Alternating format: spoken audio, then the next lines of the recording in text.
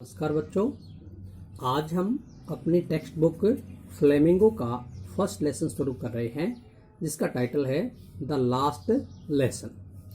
First lesson का title क्या है? द लास्ट लेसन, अंतिम पाठ। इसके लेखक हैं अल्फोंस डोडेट।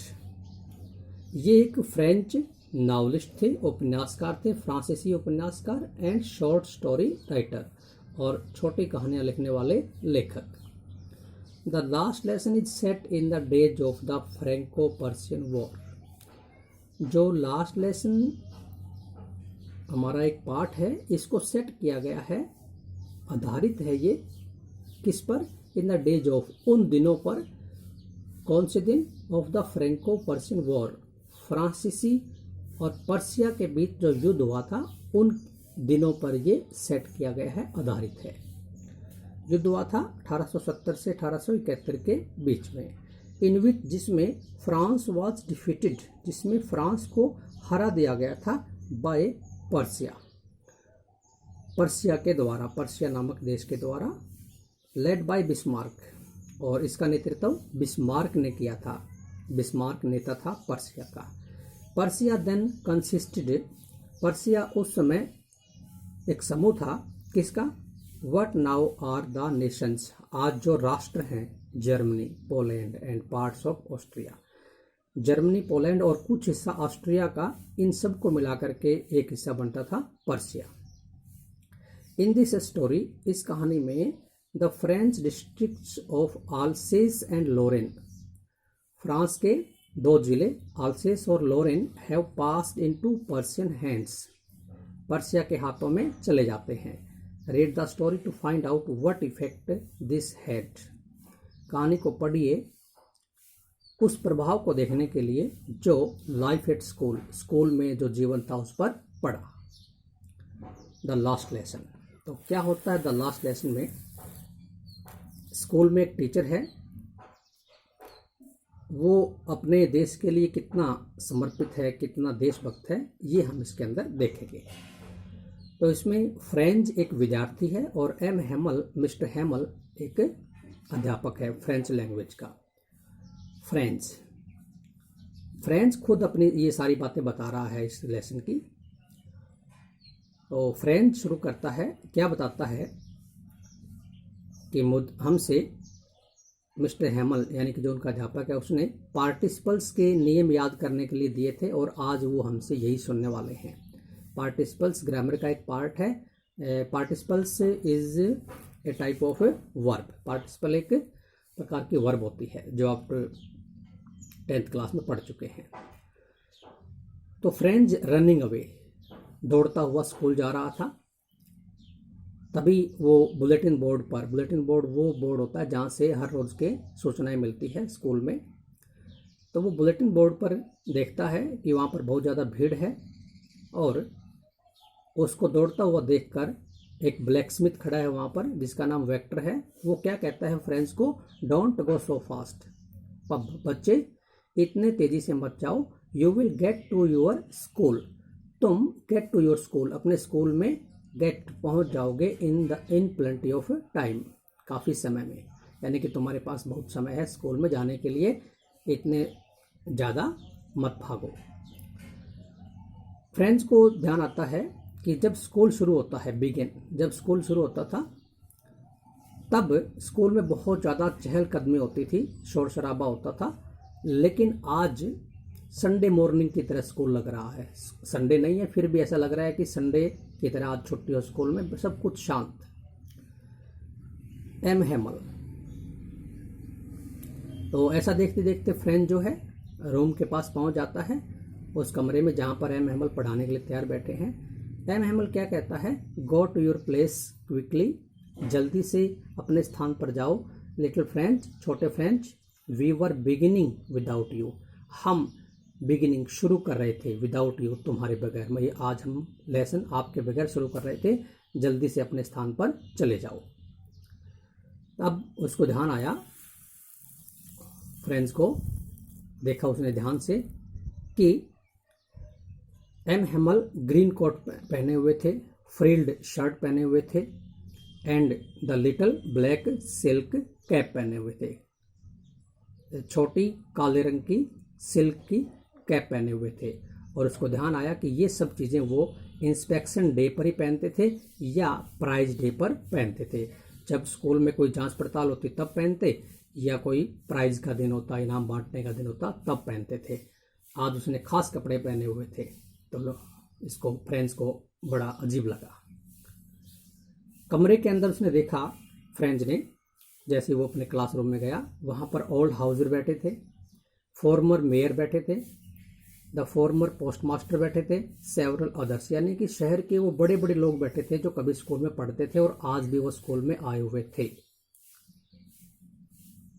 एम हेमल ने बोलना शुरू किया क्लास के अंदर, my children, this is the last lesson, यह आखिरी लेसन है। आई शैल गिव यू, जो मैं आपको दूंगा, पढ़ाऊंगा। The order has come from Berlin, Berlin से ऑर्डर आए हैं, आदेश आए हैं। टू टीच ओनली जर्मन, कि केवल जर्मनी भाषा पढ़ाई जाए। In the schools of Alsace and Lorraine, कहाँ पर? आल्सेस और लॉरेन के स्कूलों में। The new master comes tomorrow, नया मास्टर कल आएगा। This is your last French lesson, यह आपका आखिरी फ्रांसीसी भाषा का पाठ है। तो एम हेमल ने सारी बातें बता दी। बर्लिन जर्मनी की राजधानी है और उस वक्त जो एरिया था पर्सिया, उसके अंदर जर्मनी भी शामिल था। तो इस तरह से एम हेमल ने अपनी बातें उनको बताई दुखी मन से। एम हेमल को पढ़ाते हुए 40 ईयर्स हो गए थे, 40 साल हो गए थे उसकी सर्विस के। ये सब बातें फ्रेंड सोच रहा था, बता रहा था। Wheel I was thinking of all this, कहता है जब मैं ये सब कुछ सोच रहा था इन आज के दिन के बारे में, आई हियर्ड माई नेम कॉल्ड, मैंने सुना कि मेरा नाम पुकारा गया। और क्या पुकारा गया, क्या कहा गया? Dreadful rule of for the participle, कि मुझे खड़ा होकर के वो खतरनाक नियम सुनाने थे पार्टिसिपल के। एम हेमल, ये जो फ्रेंच है वो खड़ा हो जाता है और एम हेमल क्या कहता है? सेज टू मी, मुझसे कहता है, यानी कि फ्रेंच को, I want scold you little French, little French, मैं तुम्हें स्कॉल्ड नहीं करूँगा, डांटूंगा नहीं। Your parents were not anxious, तुम्हारे माता पिता एंक्सियस नहीं थे, इनफ, ज़्यादा उत्सुक नहीं थे, टू हैव यू लर्न, तुम्हें पढ़ाने के लिए, मतलब तुम्हारे माता पिता नहीं पढ़ाना चाहते थे तुम्हें। I sent you to water my flowers, मैं भेजता था तुम्हें मेरे फूलों को पानी देने के लिए। To go fishing gave you holiday, और जब मैं फिशिंग पर जाता, मछली पकड़ने जाता, तो मैं तुम्हें छुट्टी दे देता था। कहता है एम हेमल, कहता है कि लिटिल फ्रेंड्स, तुम्हारा कोई दोष नहीं है। पहली बात, तुम्हारे माता पिता तुम्हें पढ़ाना नहीं चाहते थे। दूसरी बात, जब तुम स्कूल आते तो मैं भी मेरे फूलों को पानी देने के लिए तुम्हें भेज देता था, और कई बार मैं तुम्हें छुट्टी दे देता जब मैं फिशिंग पर जाता, तो तुम्हारी इसमें कोई गलती नहीं है। आगे एम हेमल जब पढ़ा रहे हैं तो क्या कह रहे हैं? द फ्रेंच लैंग्वेज,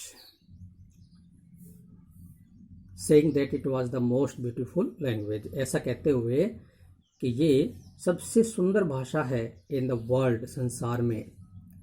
ऐसा कहते हुए ही ओपनड ए ग्रामर बुक, उसने एक ग्रामर पुस्तक खोली, and read us our lesson, और हमें हमारा पाठ पढ़कर सुनाया।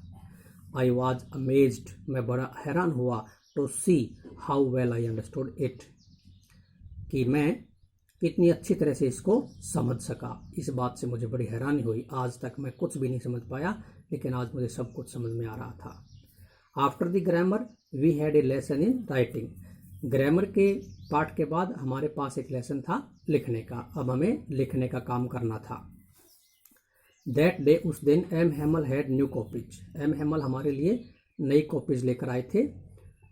Written in a beautiful round hand, और उन पर लिखा हुआ था सुंदर गोल हाथ से, गोल अक्षरों में लिखा हुआ था क्या?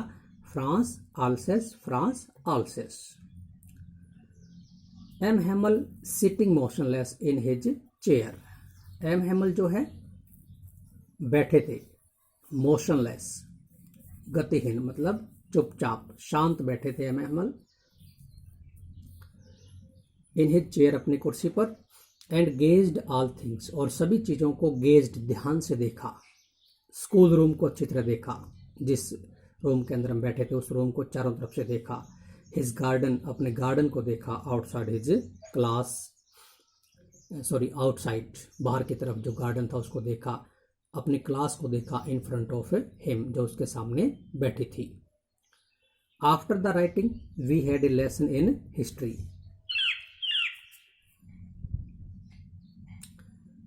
हमारे पास राइटिंग के बाद एक हिस्ट्री का लेसन था। All at once the church clock struck 12।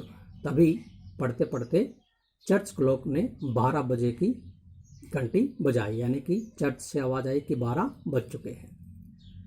Then he turn to the blackboard. तभी वह यानी कि एम हैमल ब्लैक बोर्ड की तरफ मुड़े। टुक ए पीस ऑफ चौक। चौक का एक टुकड़ा उठाया। And bearing on with all his might. और अपनी पूरी ताकत को बियरिंग करते हुए संभालते हुए ही रोट उसने लिखा। एज लार्ज एज जितना बड़ा वो लिख सके। ही कुड जो लिख सकते थे। क्या लिखा उन्होंने? वीवे ला फ्रांस। फ्रेंच लैंग्वेज में वीवे ला फ्रांस। इसका ब्रिटिश लैंग्वेज इंग्लिश में मतलब होता है लॉन्ग लिव फ्रांस। फ्रांस अमर रहे। Then he stopped. फिर वो रुके। And leaned his head. Lean means झुका लिया अपना सिर। अगेंस्ट दी वॉल दीवार की तरफ। एंड विदाउट ए वर्ड और बिना कोई शब्द कहे ही made a gesture to us. उसने हमारी तरफ एक संकेत किया। विद हिज हैंड अपने हाथ से। क्या संकेत था? School is dismissed. स्कूल खत्म होता है। यू मे गो आप सब जा सकते हैं। तो इस तरह एक पैट्रियोटिक एक देशभक्त शिक्षक ने टीचर ने जिसका नाम एम हैमल था उसने अपना लास्ट लेसन अपने विद्यार्थियों को बताया। धन्यवाद।